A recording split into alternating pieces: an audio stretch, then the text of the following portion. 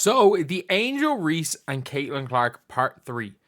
Part 3 is meant to be the most expensive game ever to get tickets for as far as WNBA is concerned. That includes WNBA Finals. That includes Caitlin Clark's first game. I think it's the first time they played in Chicago, but Angel Reese versus Caitlin Clark Part 3. And I'll say it, if just due to viewership numbers, I think a big reason why the rematch had more viewers than the original was because of the Kennedy Carter hit and Angel Reese jumps up and claps. And I hate to say it, I think a big reason could be because of the hard foul by Angel Reese. But at the same time, does it matter why people are watching? Because at the end of the day, regardless of the reasoning, we're going to be watching the two best rookies this season. Forget Ali Edwards. As much as I like Ali Edwards and people do, there are two rookies that are standing out this season, and it is these two. Before we get on to it, if you guys aren't new to the channel, subscribe. I will be live for this game.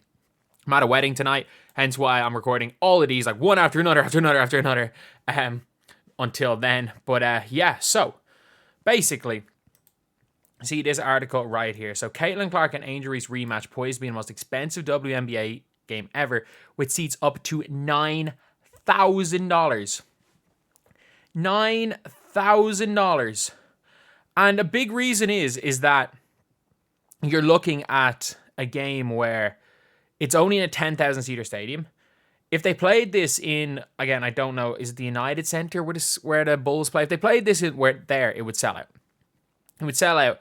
If there was a 30,000 seater stadium, if they existed, I genuinely don't know if they exist in Chicago, but you could sell out that as well. It says here, this weekend's rematch between rivals is breaking more records before it even begins. Ticket prices are the most expensive for a WNBA game ever.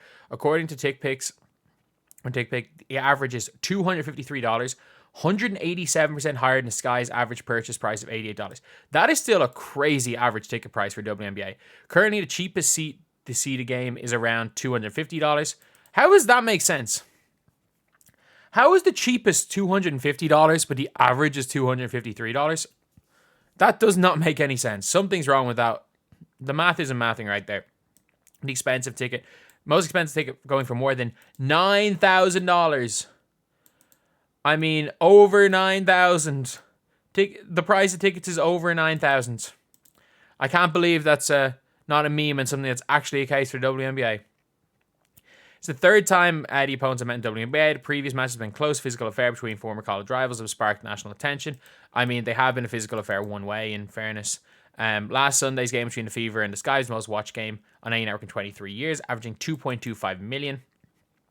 The excitement's so high that ticket prices are 116% more expensive than past season's tickets for Chicago Bulls home games. More people want to watch the Sky than watch the Bulls. To be fair, the Bulls are an NBA purgatory. Clark is no stranger to boosting ratings. In fairness, Angel Reese boosts ratings too. Not to the extent of Caitlin Clark, but to some extent. Clark, Reese, and other high-profile players have helped the WNBA record its highest attended opening month in 26 years. That is crazy. With the league announcing it was the most watched start season ever across all 6 networks. Like, that is absolutely crazy. That is absolutely crazy right here. Seeing the growth of WNBA caused a lot by these two. It's been caused a lot by these two and a lot by two teams. So it has been caused the growth of the WNBA. Like, for people, a lot of people hate when they're saying, "Oh, parity's the best thing ever." No, it's not. Super teams. If you want to support the growth, super teams are the best thing for it. Like, we have seen with Stephen Curry, LeBron James, those Warriors. Like, people watch to see super teams. People watch to see superstars playing together on super teams. And they're going to watch these rookies. The Las Vegas Aces are a quite big reason for the growth of the sport, as well as the New York Liberty. So the New York Liberty and the Aces have both been so big for the league, especially when the Liberty, who weren't great for a while, suddenly go and get they obviously draft Breanna Stewart, who was probably the most hyped rookie until this class, because obviously her link with Kobe. They draft Breanna. The next year they get Jonquel Jones. Just like, was it right off an MVP year? And the year after that, they get Breanna Stewart. So you're like, okay, they got something here in New York. And then the Aces obviously go back to back first overall picks. In the meantime, during that spell, they have Kayla McBride, they have Dariqa Hamby, they have Liz Cambage. Then suddenly last year they got Candace Parker. So these teams had been a big reason, not big reason. They had helped the growth of the sport. Like when we're talking about some players, like I don't think Taurasi's done much to grow female basketball. Don't think Brittany Griner did, but you can't say the likes of Sabrina, Breanna Stewart, Aja Wilson, Kelsey Plum, Jackie Young, like these players on these teams were helping grow the sport as is. But now you're looking and you're like, these two are taking it to another level. They're taking it to another level. Honestly, I'll say this. When we're talking about levels, there is what the Aces and the Liberty did, what like a Sabrina did when she came in.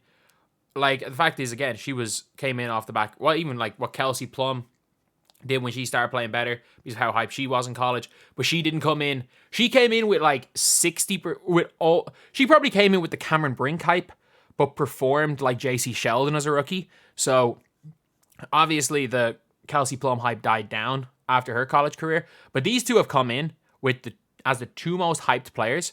Like, again, there are levels to it. Like, say it like it is. We can say it like it is. There is a hierarchy as far as who brings the most eyes, and it's Clark then Reese. But I think Reese, you could argue Reese is second only to Clark in the entire WNBA, which is wild.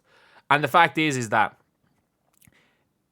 Angel Reese was the 7th pick. Angel Reese being the 7th pick and being in the rookie of the year conversation is wild. It is actually wild, and you can't knock how Angel Reese has been playing. She's been exceptional.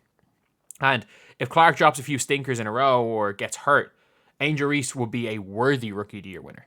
Like, I think Clark has been better, but if Angel Reese somehow leads the WNBA in rebounds and gets close to Clark's points per game, then you're like, okay, maybe we can reopen the conversation for who the best rookie is.